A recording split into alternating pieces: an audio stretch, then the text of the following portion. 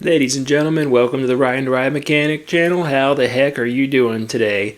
Today's video, I have a really special video planned out.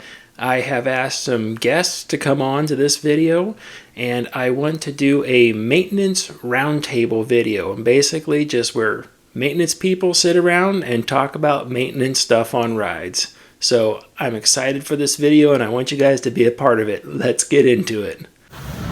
Now get ready. Here we go.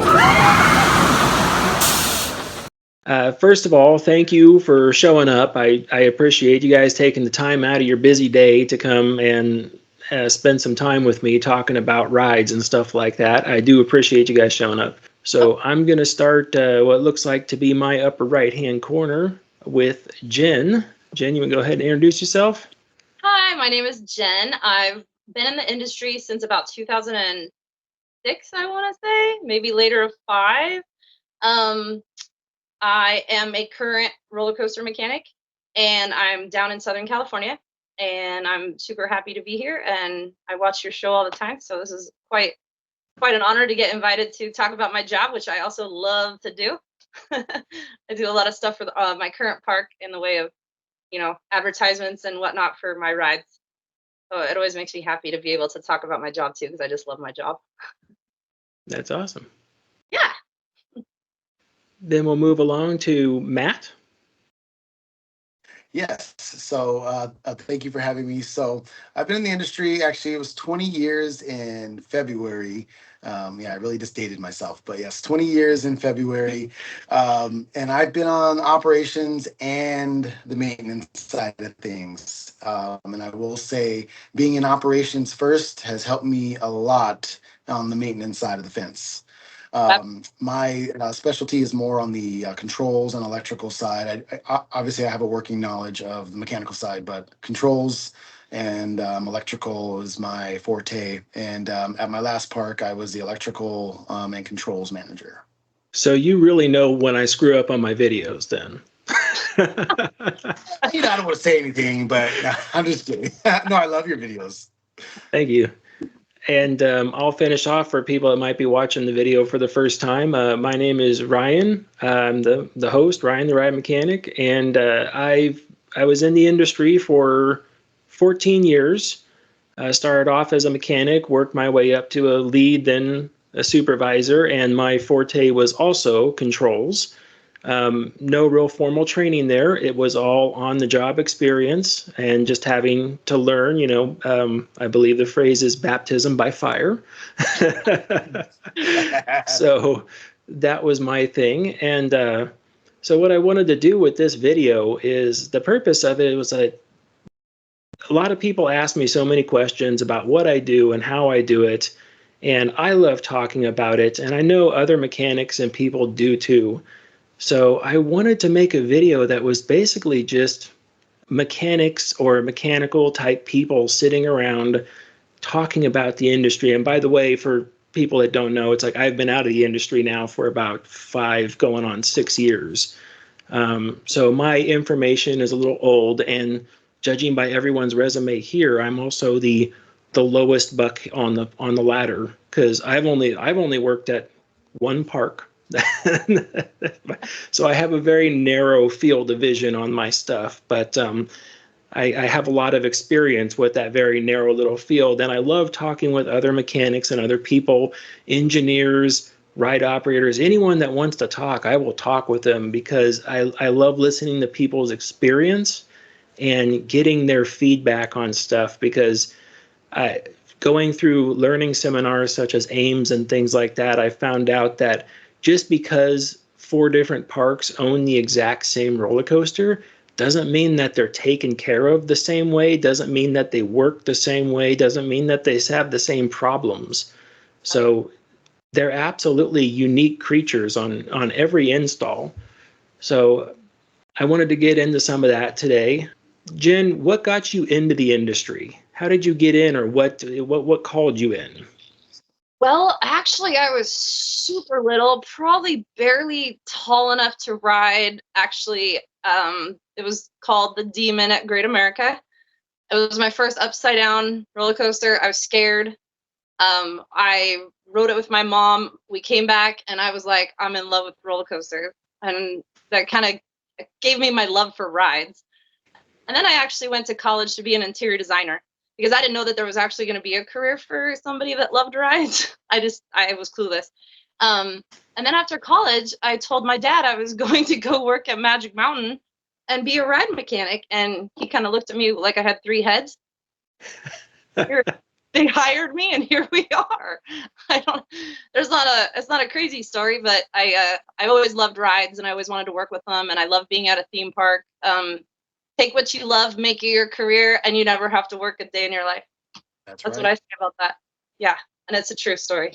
Boy, that is the truth. I honestly don't remember which one happened first for me, if it was the Demon or the Tidal Wave for my first upside down roller coaster. But I do remember the Demon definitely ignited my, like, I loved the way the Demon started in that dark tunnel that was in the rock, kind of like that weird looking tunnel in the rock, and that was always a fascination for me. I remember I was in school, and I would draw pictures of that tunnel, and then of course there was always a tunnel, and then what's that on the other side? Well, it's a lift hill coming up the other side, because that's the Demon. Matt, how about you? What drew you into the industry, or what called you there? Well, fun fact, I was actually terrified of roller coasters until I was about 18. I was the kid that was, getting made fun of because my friends and we would go to, like Magic Mountain, and they'd be riding, some of the big rides, and I'd be, like, oh no, I'm gonna go sit on this bench over here. Oh, I'm hungry all of a sudden. I'm gonna get something to eat. And so, but something clicked shortly after that, and I fell in love.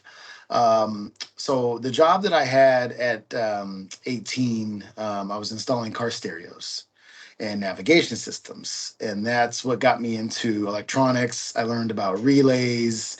I learned about testing for voltage, and checking for current and all those type of things. And that's what sparked my curiosity for controls and electrical. And around 2000, it was in 2004, I had a relative that lived near a park that I was in love with, and they had a sign out there that said, "Now hiring ride operators." And I'm like, that sounds like fun, easy money. And 20 years later, here I am. And I transferred over into the maintenance field halfway through. So There you go. There you go. That's great. I wish I could have an amazing story, but mine was basically I just getting married, and I needed to find something that paid better than the auto body shop that I was working at. So I wanted to kind of do something that I really wanted to do before I settled into like a more like a job that's like, yes, this is going to take me further down the road. So I started applying at places that I always just thought it would be fun to work at. So I applied for 2 amusement parks, and I always had a fascination with bowling pin setters, because if you've ever seen a pin setter work, they are a very interesting mechanical contraption. oh yeah. And I wanted to find out more about that too. So I put my resume in at 2 amusement parks and a bowling alley. And it was funny enough because one amusement park called me up and said, "Hey, come in, we want to talk with you." And I did, and they offered me a job, and I took it. And then a couple of days after that, the second amusement park called me up. And they're like, "Hey, come in, we want to talk with you." But I was already like, I've already gone with these guys. I appreciate the thought, but thanks for letting me know. And then the next day after that, the bowling alley called me up, and I'm like, pass. I can go work on rides now. Are you kidding me? No, I'll leave the pin setter for a different day. That's fine.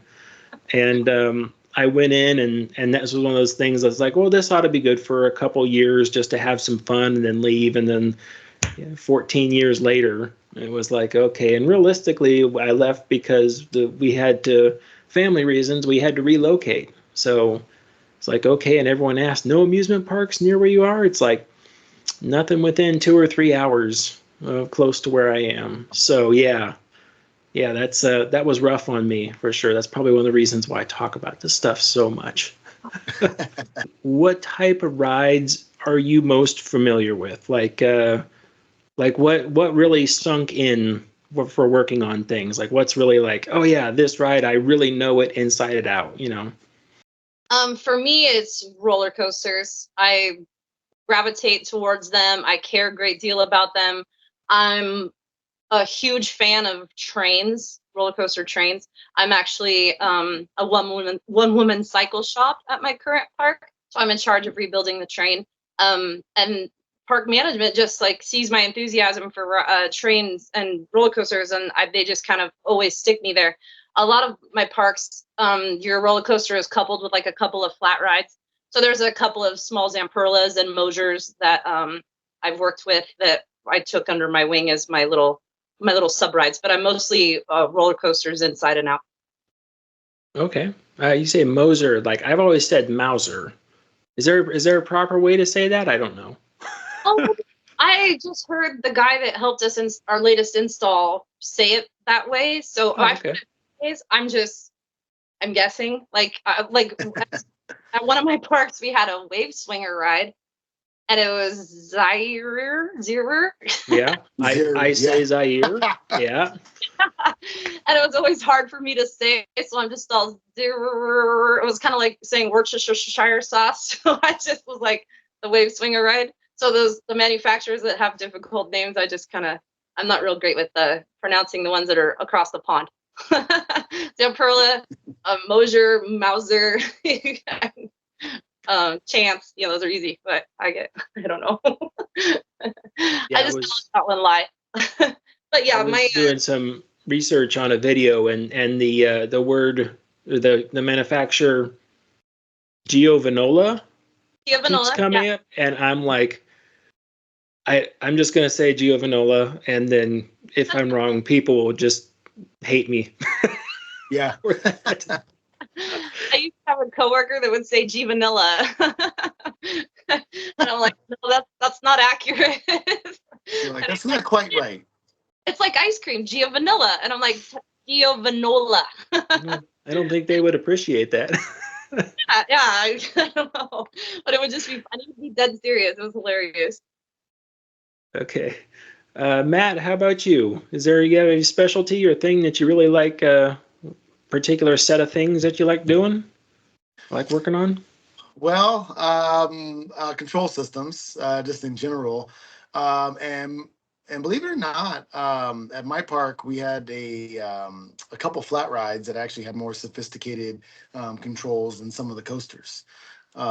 So yeah, flat rides definitely cannot be ruled out. A lot of the flat rides can have, I mean, you can have over 100 points of IO, excuse me, inputs and outputs, sensors, you name it, on a flat ride that just spins in circles. Because safety obviously is a huge factor for the industry. It's pinnacle to everything that we do, and all of that has to be integrated into both the mechanical and the electrical systems. So it's hard for me to really pinpoint like one particular thing that I like. This anything to do with control systems and troubleshooting. I absolutely just loved. Great. For me, as I started there, because I came from an auto body place, I started working on our go-karts first, which were like the first 6 months of my employment. I was the go-kart guy. That was my job. And then I got into other stuff, and I started working on a Vekoma SLC, and I picked it up really fast. And the need, because I always wanted to know why stuff did what it did on the ride, and nobody can tell me because, well, it's a relay logic driven ride, and there's just hundreds of relays downstairs just clicking away while it's going, and it's really hard to explain that. But that wasn't a good answer for me.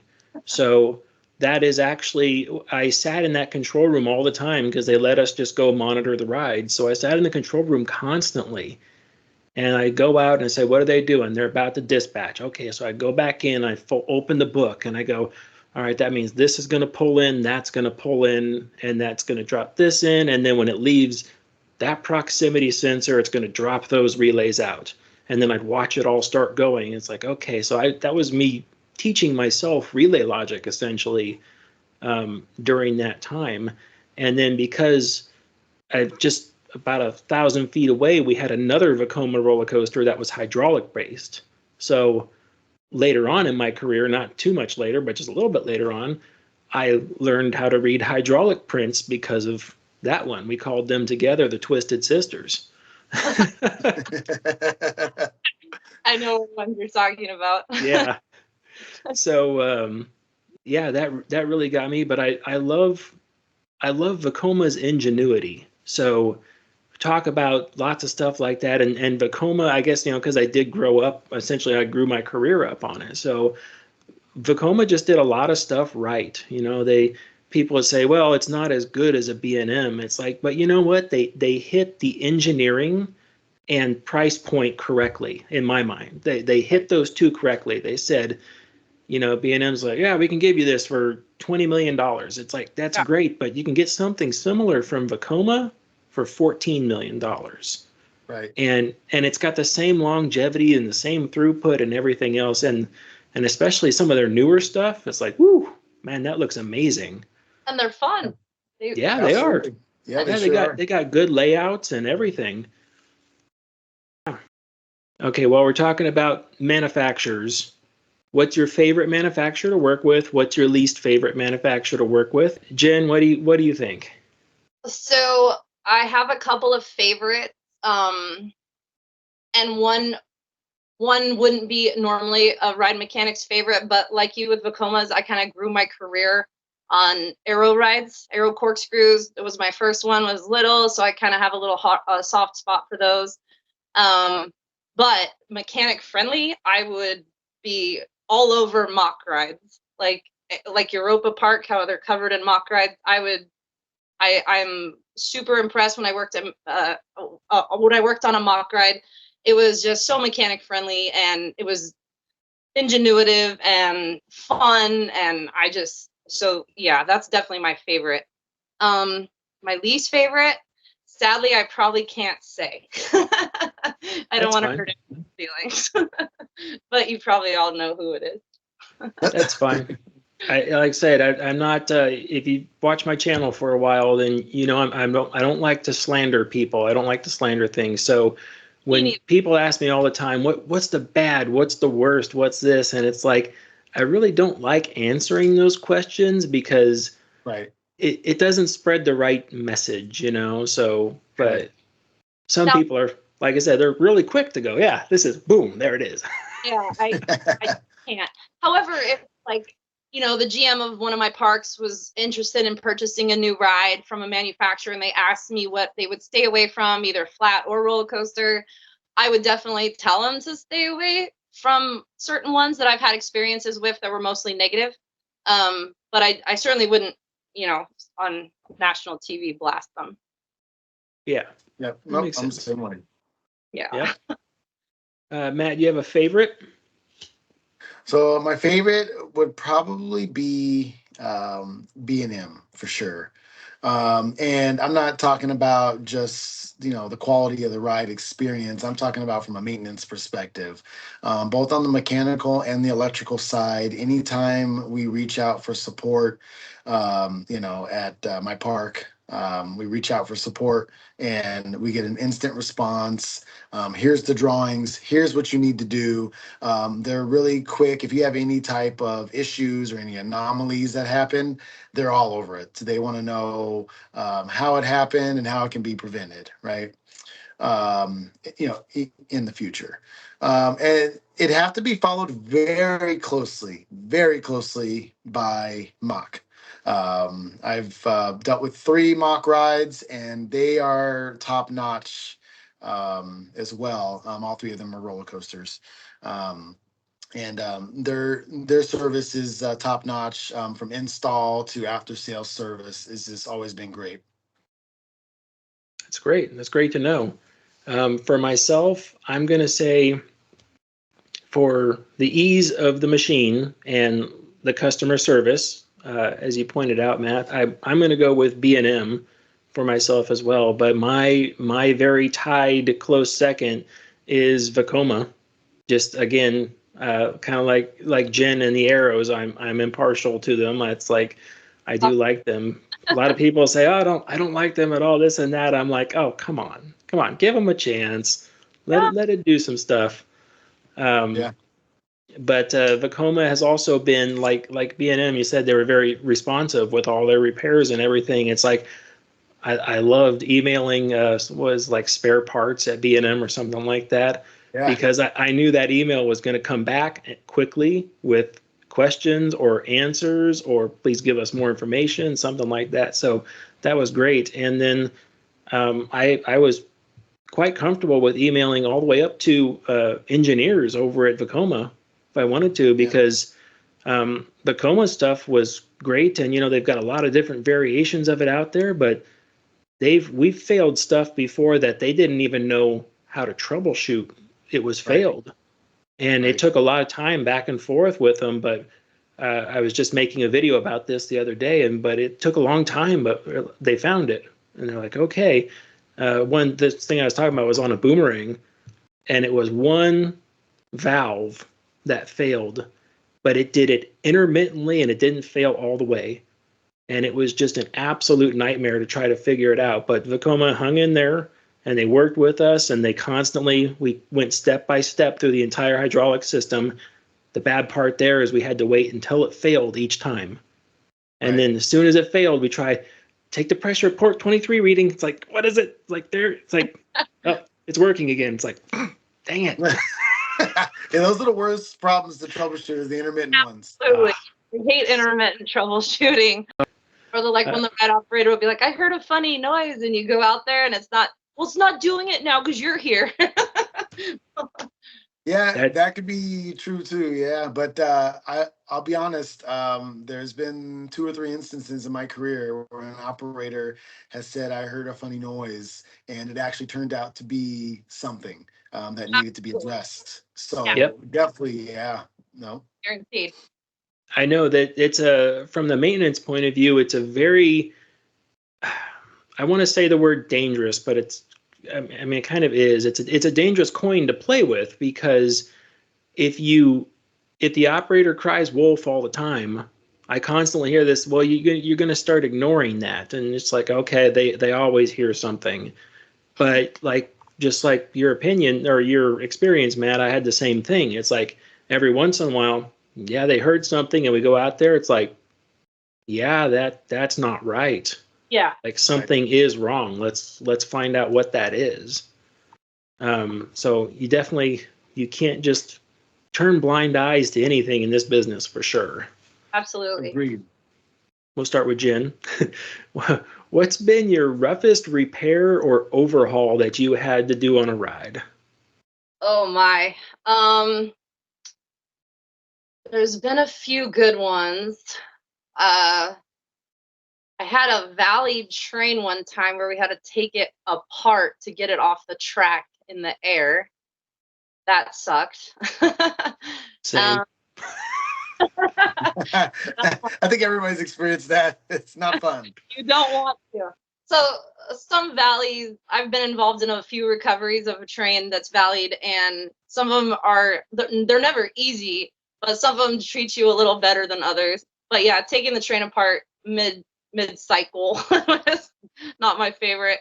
And then I also had to replace a piece of track one time that was kind of stuffed in its spot, and some janky things were done to hold it together. And the manufacturer's like, you got to replace that piece of track.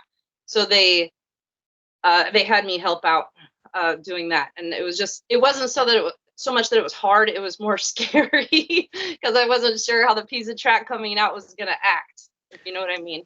Yeah, like when they say, well, you just have to relax the joints around it. It's like I can tell you one thing that's not going to be relaxed, and that's this guy right here, not going to be relaxed when I'm sitting there trying to pull out like a 30 millimeter diameter bolt out of something. Absolutely, yes. Right. It's scary. It gives me time to do sketchy stuff. Yes, yeah. Wear your orange vest. That way you can say you were doing everything right when it comes apart. Absolutely. Yeah, right. Those are probably my rougher ones. Matt, what about you? At one of the parks I was at, we had a ride that had an electrical control room that was subgrade, and it had a sump pump in there. However, the sump pump was connected to a GFI that tripped, and so when we had heavy rains, the control cabinets and everything, drives, PLCs, you name it, all underwater. Oh So man. definitely not a fun phone call to make to the GM of the park for sure. So pretty much having to replace the entire control system. Oh So yeah, definitely rough. I was just like, no, water and electricity. no, they Yeah, don't no, mix. it's they definitely do not a mix, that's for sure. But there's a lot of things that can really happen that can damage electrical equipment. I mean, there's been rides I know of at parks that have been struck by lightning, Oh yeah, and the ride is down for 6 months while you replace all the drives and the control equipment, because you can't just go over to Home Depot and be like, hey, you guys have any 200 horsepower drives? Are those on aisle 4 or Right. Where's your Power Flex aisle? Let's start with that one. yeah, exactly, yep. I have like Jen, taking a roller coaster apart 60 feet in the air wasn't fun at all, especially when it had to be done overnight in one shot. That yeah. was horrible. When we one year we went to replace our Boomerang Lift One winch, and Vacoma had modified the drum. So it was a whole new drum and hydraulic package that was sitting on the base now. And they said, well, before you put on the new one, you've got to remove all the gussets on the inside of the frame down there and then weld it, I think, weld new ones back in different positions, because basically the stress points were different on the frame. And I remember I was out there with another guy and we took turns, because this was right at the level of the concrete, which was on the ground. And we took turns for days with a 4.5 inch grinder, grinding out those gussets, because that was pretty much the best way to do it. We got in there to start with a flame torch, and did the rough cut out of the inside. And then we had to use a 4.5 inch grinder, and we must have gone through 100 discs just Right. grinding all that back out. Um, Fire extinguishers were always close by because we started a fire twice. I'm sure. Yeah, there, because right on the other side of the little fence that was restrict the ride area was a lot of bushes right there. So it was one thing that while the other one was grinding, while one person was grinding, the other person was watching for fire, which is actually what you're supposed to be doing. Yeah. Someone's always supposed to be a fire watch when you're doing sparking type material and things like that. Jen, if you were building a park, if you were building a park from scratch, Uh-huh. what are your top 3 rides you would install? Okay, so I would definitely have a little kiddie land. So I would add a few Zamperla kiddie rides in the kiddie land, because you gotta accommodate every guest, right? Yep. All ages. I would definitely put in a log flume, because I don't know why, but second to roller coasters, I love log rides. I All think right. they're great in the summertime, and there would be a bridge where people could stand if they didn't want to ride it and get splashed. I love log rides, so there would be a log ride at my park. And the rest of the park would pretty much be covered in roller coasters from Intamin, Mock, and I'd throw in an old school Aero corkscrew in there just for nostalgia. And that would be my park, my dream park. Sounds like fun. Matt, how about you? What's your dream park look like? Well, my dream park would have an Intamin Blitz coaster similar to Maverick, or even identical to Maverick, because Maverick's an amazing top-notch ride.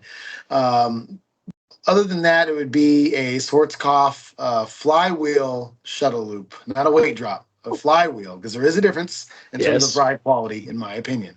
Um, but yeah, a flywheel shuttle loop, and then the last one would probably be an arrow corkscrew, similar to Jim, a Jen. It'd be an arrow corkscrew. That's You can't great. go wrong with those. They're good. I mean, they're nostalgic, but they still they still hold up against everything else, which is absolutely great. For mine, I'm actually going to say that I would the first thing I would put in would be a Intamin hydraulic launch Yeah. because I do like that, but I want to launch. I don't want to do like like Top Thrills and King Decod was with the big like 6.5 mile run up out there. Yeah. I want the like I just this past year I rode on Max Force at Great America. I want that acceleration where you have to go like this is gonna hurt. Yeah, Max Force is a real impact. Yeah. Yes, it is. Oh my gosh. So, but I want or like Accelerator at Knott's Berry Farm. That thing has it packs a punch for sure. So I would want a Accelerator type ride. That's one of the first ones. And then I would actually go for a B&M Hyper Coaster, something out there, get some nice speed and G-force out there. Right. And then I like this. I like Tron at Disney. So I'm actually thinking of Vekoma motorbike. But there, I would actually go for the earlier style motorbikes where they used the flywheel launch as well. Was that like the one at Kings Island? Was it called Italian Job or the stunt I coaster? think so. I think so. Yeah. That's a good ride. Yeah. I remember, yeah, their whole flywheel package sits in like a Connex looking thing down at the end of the track, which makes sense. But yeah, I think that's what I would do. Sounds like a fun park to go to. Yeah. Make it happen. Yeah, well, I mean, Knott's has the flywheel. Theirs is a Zamperla, actually. Yeah. The one at Knott's, but it's a flywheel Pony coaster. Express. Pony Express, yes. That's it. Yes. That has a flywheel. Sorry, the name escaped me. But yeah, and the fun part for me, because I'm very nerdy, I'm nerdier than most, is they actually have the midway is next to where the flywheel equipment area is. And I loved hearing that whine coming from the clutch when it would engage. And, it drives my wife crazy, but I would stand there and listen to that for a few cycles. And I'm like, that's fantastic. That's just like me. I don't really agree with drop towers too much. Like if you've watched my videos before, it's the anxiety of getting to the top that I have the trouble with. But the sound of an Intamin drop tower when it hits the magnetic brakes at the bottom and it resonates to that whole structure. I don't know what that does, but like that is just like that's like my Zen moment. I love the sound of a drop tower hitting the brakes. It gets that nice little it's like, yes, okay. It's a great sound to hear because you definitely want to make sure you do hear it because you don't want the other alternative. No, Right. You do not. That is for sure. You do not want that alternative. If you could work in any park in the world, where would it be and why? Am I first? I'm sorry, I jumped in. Oh yeah, I'm sorry, Jen. You're up. I always thought that all my coworkers and everyone I've ever worked with at another park has always been like, oh, Universal is the king. You gotta eventually get there. And eventually, as getting older, I want to work on trains more and work at a park with a cycle shop where I'm literally on the ground more than I'm up in the air because let's face it, when you get older, falls hurt more. So I absolutely am in love with the park I work at now. It's probably my favorite that I've worked at so far. Just being cared for and treated well as an employee. But if I was ever gonna leave my park, I would probably choose Universal in Orlando's cycle shop. Okay. Yeah, because I would just be like the retirement home for ride mechanics, and I still get to work with trains, which is my passion. So that's where I would head with it. Cool. Very cool. How about Matt? What park would you work for and why? I would have to say Cedar Point. Cedar Point. Yes. Cedar Point, just with the amount of rides that they have, it'd be something new every day. And I love a challenge. And with the amount of rides that they have, there's just always something to do, whether we're talking just your normal downtimes or we're talking cycle shop, what have you. There's always something to do. Plus they have some world-class rides there. So yeah. I think if I were going to do that, I would honestly want to work for like a Disneyland, someplace like that. I I like the idea. I like the overall experience of the ride. I love watching people get off rides and they're just genuinely happy and their day is better afterwards. I understand it's like at Disney and those places your maintenance is not the same as your show productions and everyone else that works on those things to keep that entire assembly running. But they do such interesting things, and they can do such groundbreaking things as well. I just feel like that would be a very interesting place to go work for, and just really get my last little itch in there of like what is this like? What is that? Is it really? It looks like it's pretty cool. Is it really that cool? Right. Yeah. Yeah. Exactly. Cedar Point's a good one though. That's yeah. Oh, And I love that park so much. I went there a couple years ago, like for the third or fourth time, and yeah, Maverick and Valraven and all those rides are super fun. What did you think of Steel Vengeance? I liked it, but it was a little much, and I actually kind of wanted them to keep it Mean Streak because when I was a little kid and I went to Cedar Point, I was tall enough to ride Mean Streak. I thought that was a very awesome Woody. I didn't mind the roughness. It was long, it was fun, but I'm not gonna lie, the RMC version of Mean Streak is pretty sick. Yeah, it's wild. I rode that opening season and I went with some friends, but we were coming from different parts of the country.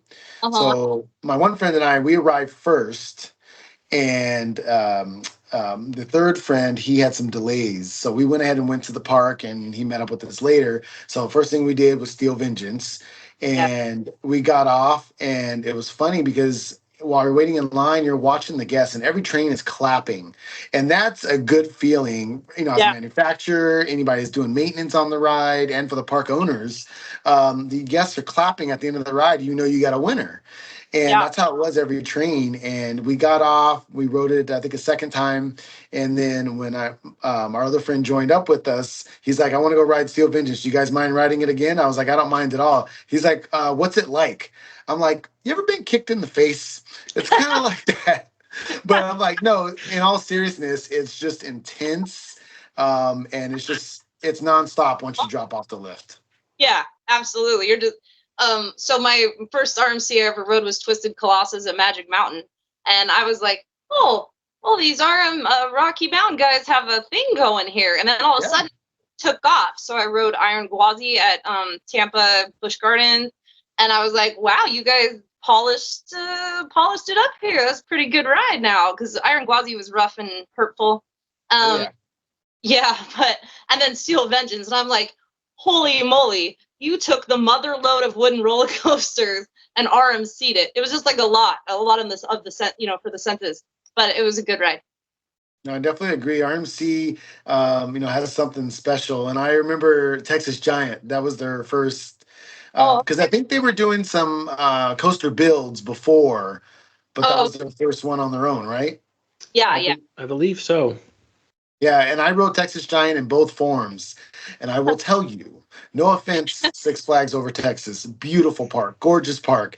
But when I rode Texas Giant in its original form, I knew there was a problem when we went off the drop, and these are the old PTC trains, I believe. And I'm in the back, and you see the first car is trying to go one direction, the middle is trying to go another direction, and I'm like, oh my god, the cars are trying to go different directions. And when they said they were going to RMC it, I was like, oh, thank God. Me too. Yeah. You're like that was too sketchy to go on again. Yeah, yeah, Super. yeah. Yeah, that's an interesting one. When we did an RMC conversion on our wooden roller coaster at the park I was at, we rode on it, and my boss was the first one to go on it, and I was still up at the shop, and he says, "You got to go down and ride that thing." I'm like, "Okay, can I just go down?" He says, "Yeah, just go down there and ask to ride it." He's like, "They'll let you on it." I'm like, "Okay," because it's still under construction. Yeah. Um, but we talked about it afterwards. He says, "That's the only ride I've been on where it seems angry that you're on it." I Like, thought That's that was a funny. great phrase. I'm like, yeah, it's angry. It's like it's angry you're on there. It wants you off, like get off of that ride. Well, an RMC doesn't really give you anywhere to hold on, at least no. steel engines. Like, there's No, nowhere to hold on. I'm like, where am I holding on? Like, They don't want you to hold on. right. that's my problem with X2. Yeah. Like at Magic Mountain X2, I get on that. I love the ride. It's fun. It's a little bumpy. It's like, yeah, but it's the same thing. I sit on there and I'm like, where am I supposed to hold on to? Because when as the older you get, the more you need to hold on to brace your body because Right. your body just can't handle that elastic motion anymore. And it's like if you want to continue to ride roller coasters for the rest of the day, then you better prep yourself. Right. Exactly. So real quick, Better prep yourself before you wreck yourself. Hey, that was good right there. That was good. I like that. Uh, Brian, real quick on X2. I don't know what part of the train you normally ride, but if you get on the inside seat where the pickle fork is more supported to the chassis and you ride in the middle of the train, it's a total different experience with the rough. really? That's Yeah. 100% true. Yeah, it is. If you got to sit on the inside close to the track, where the pickle fork comes through the seats, and you're in the middle of the train, like cars 3, 4, and 5, and you will be amazed literally at how different the ride is through the Raven turn and a bunch of stuff. So give it a step. I always tell new people that I recruit to ride it, that go to Magic Mountain. I'm like, you got to ride on the inside of the train and ride in the middle of the train. I Good guess to know. the good thing you could say though too is one thing I love about X is during the summer it gets really long lines because Yeah. it takes a bit to load it. But you wait in line an hour, hour and a half, whatever it is, and you get on that ride. It gives you an hour, hour and a half worth of a ride. So you can't say it's like one of those 5-second rides where like it swings back and forth and it's done. Right? Yeah. That one actually gives you your time's worth for sure. Yes, Absolutely. It's a good one. I would It's agree the with first that. parts Yeah, running. I knew an engineer out there that was he really took it on himself to like really try to smooth that ride out. I mean, he worked so hard. He worked for years and years on that ride. And I remember the last time I talked with him and saw him, he was out on that. It's the very last turn that it does around before it comes to the brake run, which is quite rough. Yeah. Yeah. But he was out there and that was like his thing. He's just looking at that turn just like I'm I'm gonna gonna figure hit. you out one day. I don't know what it is because he was trying to he's like there's so many things, there's so much moving components inside those trains, and you have gearboxes on top of it and linear gears and all that other stuff, and then you have track discrepancies and all that. I always thought it was weird that Arrow didn't put the run rails. They didn't put the run rails on the outside and then the guide rails to the inside. Yeah, they're Because on the out. in my mind, it's like, well, you put the run rails to the outside, that would have been a more stable base. Just you could widen the gauge up a little bit. But And make them adjustable. yeah, So the new train, I think I don't remember, it was a long time ago, but I want to say the guide wheels now are adjustable on the new train, and when it was X, when it was yellow and purple, the wheels were not adjustable, so it oh, made it okay, rough. Yeah, plus the train was like 40 times heavier, and yeah, so yeah, I think a lot of it, if you can adjust the guide wheels, you're probably in better enough yeah. stops, you're better.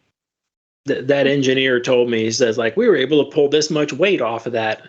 Oh And I yeah, was like, wow, you were able to pull that off the whole train? And he goes, no, that was per coach. That was yeah, one coach we pulled that weight off of. And I was like, what? That was yeah, one coach? And he's like, yeah. And he went into some detail about what they did to it. And I was just like, a lot of oh stuff. my gosh. Yeah, I rode Yeah. both versions, and I will say that the newer trains are just awesome.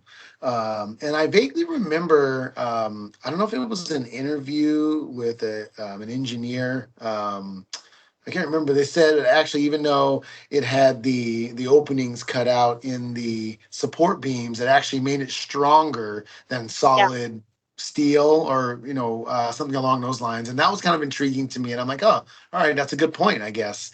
Yeah. But yeah, the newer trains are definitely a lot better. Oh, absolutely. And it's easier on its road wheels now too. Yes, I remember waiting in line for that thing, and the mechanics at the time were like a NASCAR pit crew.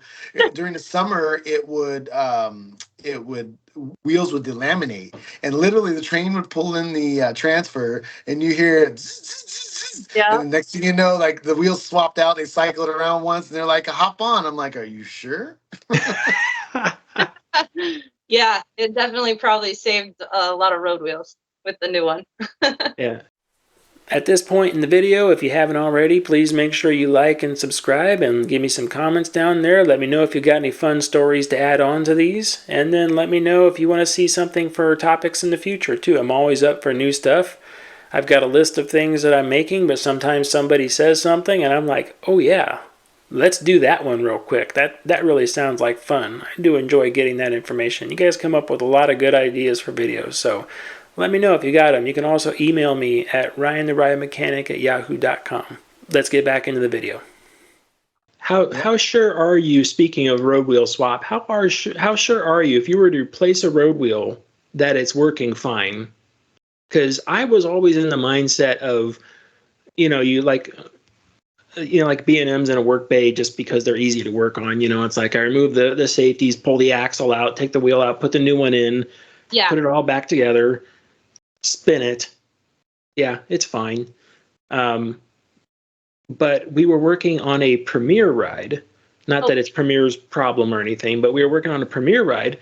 We replaced a road wheel because it was brand new and it was blowing through road wheels at the time. But replaced the road wheel, put it back on, spin. It's like, yep, okay, cycle it. Cycled it 3 times. I was ready to just sign it off and say it's done. Something about it said, go check on that wheel again. Went down. The last step we did something, I don't know, it had locked up right when we set it down on the track. Literally, it was coming from Euromet, so they had that white sticker on there that says the cure date on it. Yeah. That sticker was pointing up at like the 2 o'clock position. Uh-huh. And when I went back down there after 3 cycles, that sticker was still in that position. And the wheel was solid, locked up. We had blown through all the urethane, and it was into the aluminum at that point in time. Interesting. And the crazy part is that we didn't even know. Like the ride, it was empty and it was cycling, but it didn't make any unusual noise, sound. It wasn't running slow, nothing. Interesting. Like it was incredible. So when it cycles and you had the road wheel on there, did you notice like flat spots on it where it got drug? Like it wasn't moving at all? It wasn't moved at all. Huh. Literally, like when we sat it down, it was literally like just bolting the wheel in one position, just stopping it right there. It did not turn at all. The sticker didn't even have, how you pick up track lube off of it again. Didn't even have a ring of track lube around the wheel. These polyurethane or nylon? Polyurethane. Very interesting. Yeah, wheels. I've worked some coasters in my day that have had problems with wheels, to the point where we would literally come out of the maintenance bay and tell the operators, hey, pull that train off, because we could hear it. And what the operators couldn't, like, especially like some of the, I'm going to use Intamin as an example. I'm sure there's other manufacturers that use this type of wheel, but they have a dust cover that goes over the bearing. And that dust cover, when it gets loose, it sounds like the train's falling apart, even though it's not really a safety concern, but it sounds like metal on metal screeching. And so we would, pull it off, and obviously, we could replace a wheel in like 20 minutes. But yeah, our impulse to the wheels. Yeah, our impulse coaster would go up on the high spike of the park. It's right in the middle of the park, and you could hear those dust covers when they would loosen up like that. And then it was the same exact thing, because the Intamin, the road wheels had the the big plating around it at the same time. So it was a matter of, and then that was an inverted ride. So we had to get up there with, a 12-foot ladder. And then you had to try to stick little tools inside there and try to wiggle it back. Is it this one? And go to the next one. Is it that one? Is it that one? Sometimes you couldn't find it. And then you would end up having to just ride the train a bunch of times. Well, it sounds louder here. Now I have to go back over here. Now it sounds louder over there. Right. Like, yeah, dust shields. Got it. I think heat is a big, it's a big thing too. I know Intimidator 305, and it's not isolated to that ride, this problem. I know Titan at Over Texas has this issue as well. But I know at Intimidator, they were having issues with heat in the wheels. And so they actually, when the train's in the station, they have little, like little feeder tubes or whatever you want to call them, that actually just kind of just pour water over the wheels while it's sitting in the station. So I remember first time I rode Intimidator, it was the year it opened actually. You go in the station and you're loading and you see the steam coming from the bottom of the train. And I looked over at my buddy and I was like, that's how you know this ride's about to do some cool stuff, man. You got steam coming from the bottom of the train. I was like, oh man, this thing's cooking out there. And I realized that I was like, oh, you know what? They're doing that to keep the wheels cool. Yeah. Or I worked on a launching coaster where we had static brushes brush the track in front of the road wheels so that the static didn't build up and cause problems. Those are on launching coasters though. Yeah, static electricity is a big one. I remember we had a Zaire Tavali coaster, which was 20 coaches long for a while, and then it was 19 coaches, but I don't want to get into that. I'm curious about that extra coach, but yeah. That's the one thing we don't talk about. But I remember because when we would spray one side with just like spray lubricant to help it along the track, and the other side we would use dry molly grease or something like that, but we needed the one side to be conductive, so we used like a graphite molly type stuff. And when that wore off, you could tell because it would go around the S turns close to the station, and it sounded like bearing noise. It was like tick tick tick tick tick tick tick as it went by, and you couldn't really place it until the park was closed and it was nighttime and like all the lights were off in the area, and then you'd run it again and it would just look like lightning underneath the train, all the static discharge coming off of everything. It's like, yeah, I could see you don't want that getting near a 24-volt sensor, that's for sure. Oh, yeah. A few of the parks I worked at, when they have the Halloween stuff and they're doing the fake fog and things, I used to have to take a putty knife up on the inversions and corkscrews and whatnot and scrape the polyurethane mess off of the track because it would squeal like crazy. The fog juice would just like settle on the track, and then the wheels would go over and it'd be like, ee! And everyone is like holding their ears. I'm like, okay, hold on. So wheels are a party. Yeah. Yeah, luckily Disney's good at keeping the sound on Space Mountain up nice and loud, and they've got really excellent sound quality on those trains. Because once it, that very last curve as you come out of the brake run and you go back into the station at Disneyland, you can really hear the guide wheels just screaming as they go around those sharp corners. And I think that's actually, they don't lube that the way they should or could. Not super track lubing the guide wheels to keep the polyurethanes on? Well, my only thought, I don't know for sure. I don't know anybody that works over there and can say for sure. But the only thing I could think of, actually working on other little videos and stuff, is that the whole lift hill, everything is cam style anti-rollbacks. So they, and they use urethane on that cam. They're not like steel teeth or anything. So my thought is that, man, if you over lube something, it would fling that everywhere, and then essentially you would null the anti-rollbacks on the ride. Yeah, that makes sense. So that was just a thought. I don't know if that's correct or not, but I have these thoughts. This is what I think about when the power goes out. Yeah.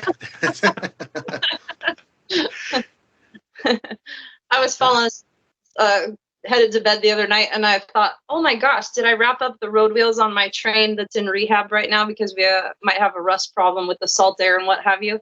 And I'm always worried that they're going to rust over and then I got to do extra work because they're steel wheels. So I'm falling asleep and I'm like, did I cover up my road wheels? I can't tell you how many times during troubleshooting, when we've had troubleshooting go into multiple days, like we have a ride go down for an electrical problem, and myself, I was the electrical manager, and my electricians would be out there troubleshooting, and unfortunately we just couldn't get it before park closing, so we would come back to it the next day. But I'd be at home, I'd go home, eat dinner, 3 o'clock in the morning, I'd be like, did I check that neutral wire on the third contactor? And it's just like random stuff. Or you find the answer too. You're like, oh, I got it. And you go back and you try it and you're like, I knew that was it.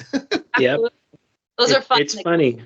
That stuff comes to you in the middle of the night every time. Yes. It's like your brain's powered down enough and it starts working on the problem in the background. Right. And then you do that. It's like, I bet that enabling relay has a bad contact. I'm going to check that first thing in the morning. Let's do that. Yeah. Absolutely. Yeah. Funny. The subconscious is always thinking about rides. Always. Yeah, 100%. Yeah. So let's see. What about, biggest pet peeve at a park? Now, it could be anything. It could be a piece of equipment, a guest, something annoying that other mechanics do. Like, what's a big pet peeve people have, Jen? I'm thinking my biggest one is while you're trying to work on a ride and you're trying to get it back up while the park's open, and the ride operator at most of my parks is supposed to be at the entrance, warding guests off and just telling them to try back later. The ride's gonna be down. Knott's Berry Farm was really good about sending a ride operator to guest greet to tell them the ride's down, and you can work on a ride and essentially not be bothered. But I really hate when people hang over when's this open? Is it going to be open? Like, I'm working on it. I got keys hanging off me. I got a radio. I'm wearing a maintenance outfit. There's no one else around. What do you actually think this ride's open right now? But they yelling at me to hurry up or get the ride back up is probably my biggest one. And usually what I say, if I get the question, the ride operator's not around, I'll be like, oh no, it's not up today. We're waiting on a part. And then they're like, okay, and they walk away. Even if I'm just going to change a wheel or swap something out and it's going to be 5 or 10 minutes, I just tell them it's going to be down.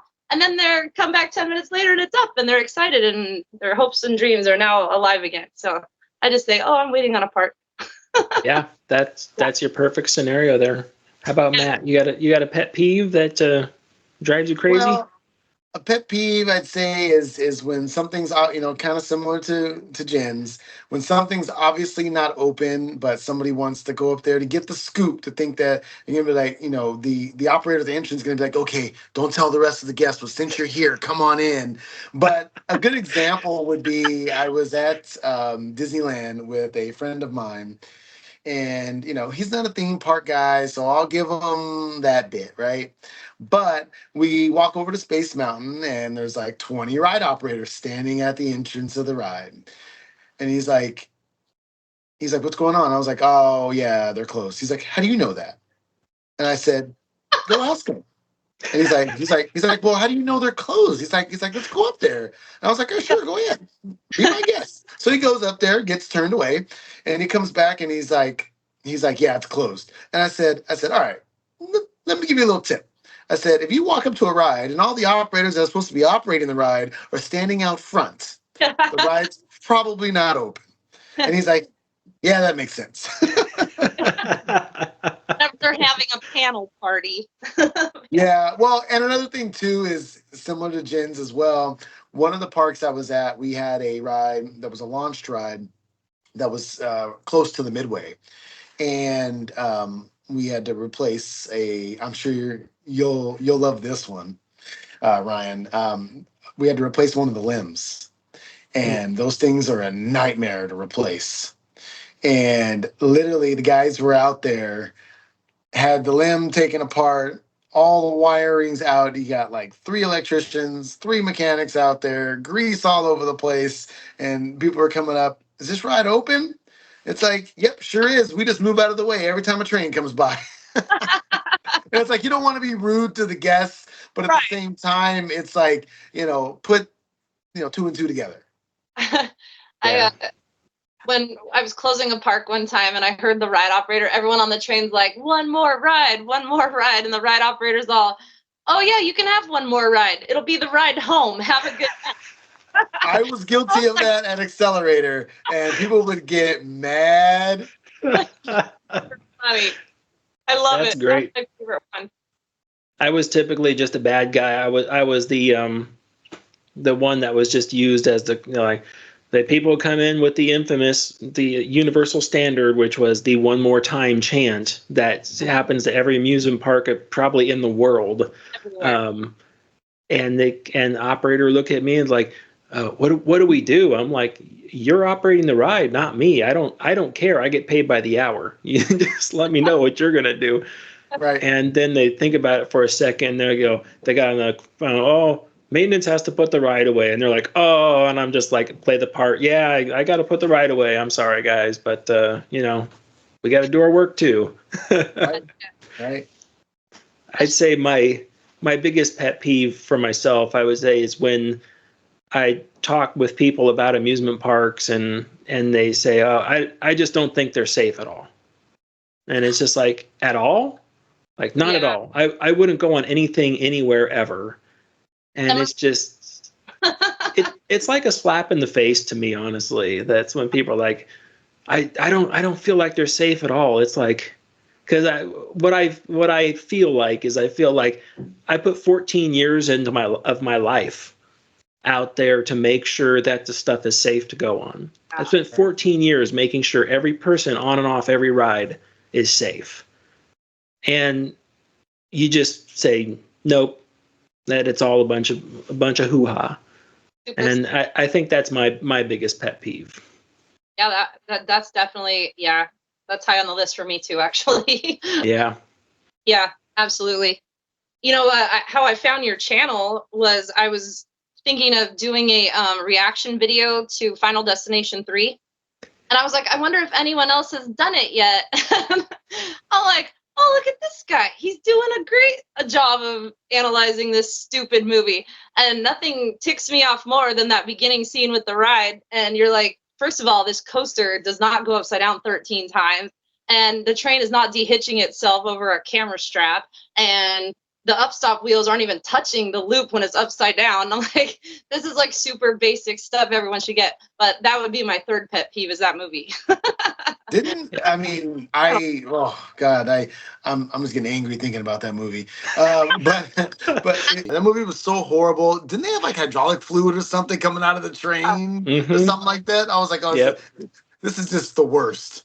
I'm like, not even anodynes as a restraint locking mechanism. You're gonna put a unit on there? Okay. Yep. It's the one hydraulic cylinder on the train that keeps the entire train on the track with the restraints closed and everything. You know what's funny too, Ryan? I thought, when you did your reaction video, it was funny that you kept focusing on the stripes on the restraint.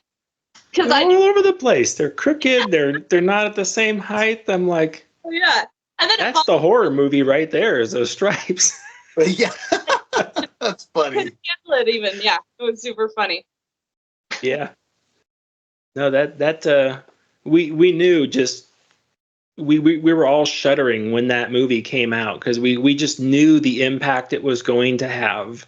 I mean, operations, that opening weekend of that, operations talked with their crew, we talked with our maintenance guys, and we prepped because we knew all the guest complaints were coming from that movie. And we're just like, okay, let's be fast, kind, courteous, professional, and let's just every complaint, we're going to have to address it and look into every complaint, but let's do our best to move it forward. I still get comments about that movie on my roller coaster, and I'm over here like, yeah, this is a wood coaster, you're good. Yeah. Oh, okay. Yeah, nothing to worry about. You can pull the wool over it. Yeah. It's not hard. See how that hydraulic system broke on that one? Yeah, we don't even use restraints on this one. We just Yep, it can't break if it's not installed. There you go. Super funny. That is. Oh man. Yeah, I just had one the other day, actually, like a week or two ago. Really? Yeah, and it was like a 12-year-old kid, and I'm like, this movie didn't even come out when it came out before you were born. Like, why would you even watch it? Like, That's funny. Everyone does the same thing. It's like, oh, we're going to go to an amusement park tomorrow. Let's watch a movie where everyone dies on an amusement ride. yeah. That's the same thing I would do before I go on vacation. I always watch Airplane just because that movie's hilarious. That is a classic, That absolute is. classic. One of the parks that I worked at, we would do backstage tours. And what I would love to do when I would do backstage tours, I'd take them into the control rooms, and we would explain to them how the ride actually worked, right? So sometimes the groups would have questions, but a lot of times we would just volunteer that information and explain to them that, when you're stopped on a ride, that doesn't mean the ride's just going to miraculously collapse on you. It means that the ride's control system literally did what it was designed to do. One of the parks that I was at had a train that valleyed, actually, with guests on it, and another train was approaching it. This is a coaster that ran multiple trains, and the other train stopped in the zone preceding the train that was valleyed, and that, to me, really, I was like, okay, that control system saved lives. Yeah. Go block system, right? Block system saved lives. And so those are the things we kind of take for granted because they always work, right? But I feel once I have a chance to educate people, like my friends and things like that, because they send me news stories when something happens in the industry. They text me, "Did you know about this?" And it's like, yeah, of course I know about that, blah, blah, blah. And then I would explain to them, protocols and things of that nature. And a lot of people are always like, "Oh, I didn't realize that. Oh, okay, that's really cool." Yeah. I like to tell my friends too, hey, you know how many times I've been stuck on a roller coaster? Like hundreds of millions. It's not a big deal. Like, handle it. Right. Yes. I actually had that down as a note for that. It's like they're supposed to stop. If it stops, it did its job. Yeah. And they aren't the easiest things to maintain, but they are. Every aspect of them is designed to stop. That's the thing. Stop. Absolutely. And they do it well. Very well. Right. I agree. Yeah. Is there anything that you wish people would know or understand more about rides and maintenance? I mean, I think we just kind of hit it pretty good. Yeah, we did. I don't know that I wish anyone understood everything I do about rides, because that wouldn't make my job special. But I do like to share my knowledge about rides with people when they ask. And a lot of times when I'm at parks on vacation, and the people standing in line around me find out, either talking about my job or pointing out stuff about the ride I'm in line for with my friend that I'm with, and they happen to hear I work at a theme park and they want to know stuff, I have no problem sharing that education.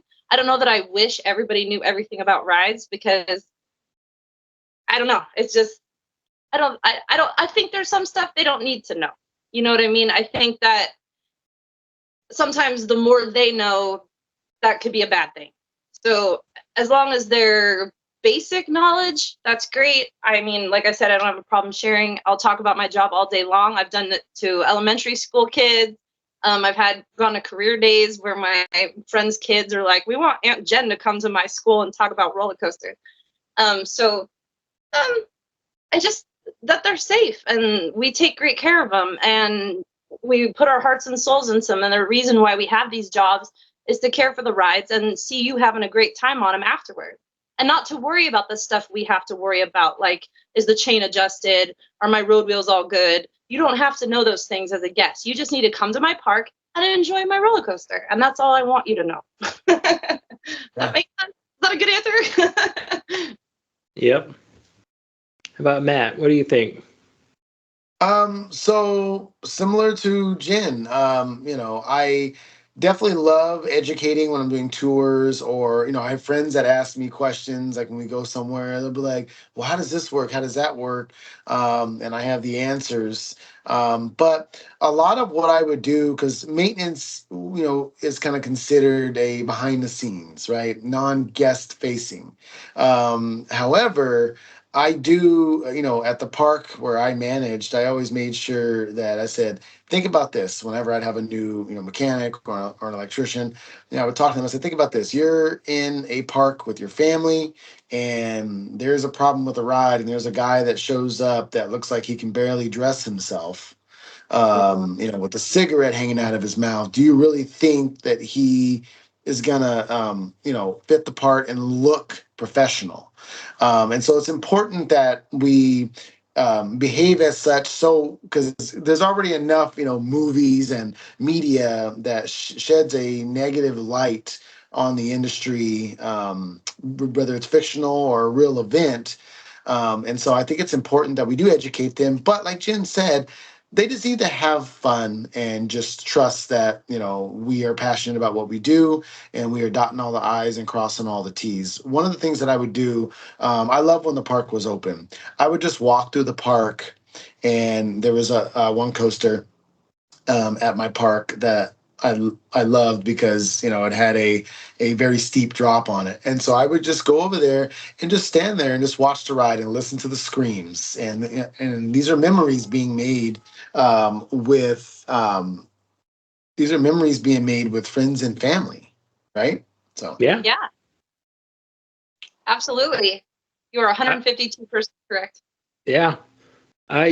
My only thing, it's like I really wish a lot of people that are quite vocal about things, when it comes to, especially because social media is out there and everything. It's like I would really like people to understand more how much of their ticket price goes to everything in the park. Oh And yeah. parks don't have a phantom unlimited budget to do things. I hear people talk, well, this ride is rough. They should just remove that ride and replace it with a new one. It's like, That easy. yeah, sure. Let's just pull out $32 million right now and go ahead and do that because your opinion is that it's rough. All right, that's great. Um, that's like the right now. I don't know if you follow any of the more current stuff. Like Steel Curtain went down at, well, it's actually at the end of last year it went down, and from what I'm hearing, it's I guess it's got some sort of structural issues with it. I don't know honestly, but people say, "Oh, they should just pull that out and get rid of it." And it's like I got some notes because I thought about doing a video on it, but I wasn't too sure because I don't really have anything to add to it. But I'm just like, it was a $20 million roller coaster, Yeah. and I'm like, right now they're only $10 million paid off on it just by like a standard. Okay, it's a 10-year return on investment. Right. So it's like they're only 10 million paid off on. That means they got 10 more $1 million to pay on that roller coaster, and people are already like, they should just rip it out and destroy it. I'm like, what are these people paid? Who is sitting around like, just let's just 10 million here. Wait, you want 10 million? You want to? Because if that's the case, I'll take $10 million. I have no problem with that. Your name will get a special little like shout out on each YouTube video. Like, hey, thanks a lot for the $10 million. I really appreciate that. no, no, I mean, you're right. There's things that happen, where rides are down for an extended period of time, be it mechanical or electrical issues. And I do like that some parks are very transparent, with what's going on. Like I think it was, I'm trying to remember the park. I want to say it was Lagoon over in Utah. That Don't place. Sorry. Yeah, but don't quote me on that. I think they had a ride. It's I forgot the manufacturer. I think it might be Mondial. Um, but in any case, the ride was down waiting on a part. And instead of just having a sign out front, or some parks that just put a trash can and a chain out front, they had a sign that says this ride is waiting on a critical part Oh, that yeah. has an extended lead time as it comes from Europe. And I'm like, you know what? That's good. A guest realizes, like, okay, they're taking care of their rides. They're replacing a part that needs to be replaced. It's coming from Europe. It's going to be open in a month. Cool. Let's go ride something else. So I think that's important to be transparent with your guests. Obviously, you can't tell them everything. I understand that, obviously being in that position, but tell them everything that you can. And an educated guest is a happy guest, in my opinion. Absolutely. Yeah. Yeah.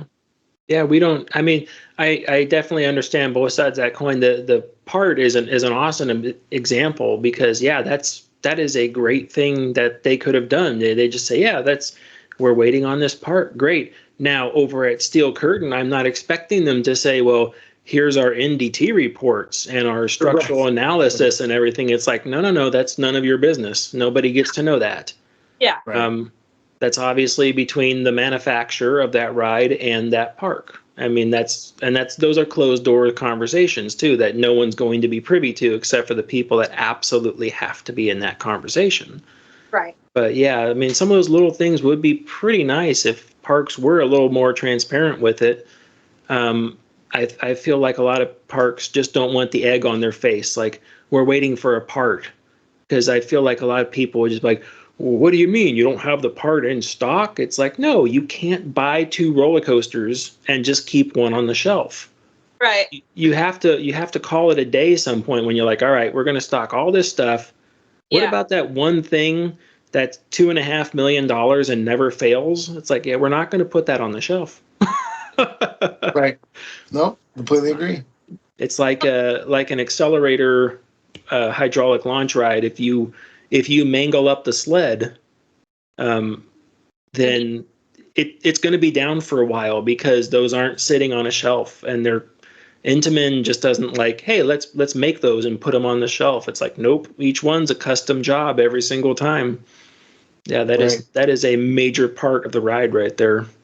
Absolutely. Well, and one thing people got to realize too is that the parts coming, the park might be buying the part from Vacoma, B&M, Mach, Intamin, etc. But they, sometimes they're producing that part in house, and sometimes they have a vendor for that part. And let's say that vendor is using that production line for something else. They're not going to interrupt the production line to make one of something. And so if they say it's going to be 5 months, the park's not any happier about it than the guests are. They don't want an attraction down because that's taking value away from their guests. So people just need to be disappointed for sure, but try to understand when parks don't have a ride available. There's probably a good reason. They don't just make a ride unavailable for no reason. Is what I'm trying to say. Absolutely. Right. Let's see. I know we've been at the video now for a while, and I thank you so much for coming on, and I so appreciate it, and I hope people enjoy this video as much as I've enjoyed this conversation. This has been great. I love having these types of conversations. Start with Jen. Say, is there anything you want to talk about or bring up as a kind of like a last minute thing? Not that I can come up with right off the bat, but I want all your viewers to know that relax, enjoy the park, let the hard stuff to us. That's all you got to worry about when you come to our. That's probably the most important thing I have to say about that. Yes. Matt, anything you want to bring up? Well, similar to Jen again, we just need to, make sure that you're there to make memories with your friends and loved ones, and trust that the park is doing everything they can to keep safety pinnacle to all the decisions that they make, and that might include a ride being closed because there could be a safety concern. They might not advertise that, but there might be a safety concern. So definitely keep that in mind, and try not to get upset with the operators or mechanics or their maintenance team, because they don't want the ride to be down any more than you do as the guests. So but on the other note is Ryan, thank you so much for inviting me on. I love the channel, and I love the success that it has had. Absolutely. You're headed for the stars. Thank you so much. I man, that makes me so happy to hear. And I could definitely tell like-minded people think alike. I mean, it like there's so much remnants of the same thought moving back and forth. And I know it's like between the three of us, like we all have pretty much a single effort that we're going towards. Absolutely. And it's amazing to me that it's like, okay, yeah, there's the alignment. Like it's still there. We're not all off in separate spatial planes, you know? So Right. Right. that is great. Is there anything that you would like to plug, or like a website, a park, anything like that? Well, I think if you're in the San Diego area, you definitely need to cruise down to the Belmont Park Boardwalk, because we have amazing rides there, and you're going to ride my Giant Dipper, of course. And please come and visit us at the beach. It's old school, nostalgic, historical, plenty of great food, plenty of great rides, fun and games, the whole shebang. So come on down to San Diego and say hi to Jen. And Ryan, thank you so very much for inviting me to be on your show. I was so excited all day today. Couldn't wait for 5:30 to happen. So I appreciate you, and thank you so much for thinking of me. You're welcome. Matt, is there anything you want to plug or anything like that before we go? Not really necessarily. Again, not to beat a dead horse, but I think you're onto something special here that nobody else is really offering. I know there's a handful of channels out there, but it's very it's very sensationalized and things of that nature. You're straight into the point, and you're getting into the details that people want to know, and you're answering questions that they didn't know they had. So I definitely think you should definitely keep doing what you're doing. And I share your channel whenever I get a chance. So definitely, keep doing that. And the last thing would be for anyone that's looking for a career change. This you always have a job in the theme park industry, especially if you want to go into electrical and controls. I didn't realize how important that was until I went into it. And even, mechanics as well, not taking anything away from them either. Both crafts are definitely important. But if anybody's looking to, for a career change and looking for something interesting, the themed entertainment is the place to be. Very good. Very good. I like it. But I mean, aside from the video, I mean, I've genuinely enjoyed this conversation with you two. I mean, this is what I miss about being able to work at a park, is just have candid conversations with people, just like this type of stuff. I hope you enjoyed this video as much as I did. I really did enjoy this video. It was amazing. It was so fun. The call lasted in both directions for a long time because we were all just having fun. Again, special thanks to Jenn and Matt for being on the channel. I appreciate it so much. Thank you. I hope you had as much fun as I did. And for the rest of you out there, make sure you like and subscribe, do all that stuff. I do appreciate it. Let's see. There was one more thing. What was it? It was, oh yeah. Stay off the air gates. Bye.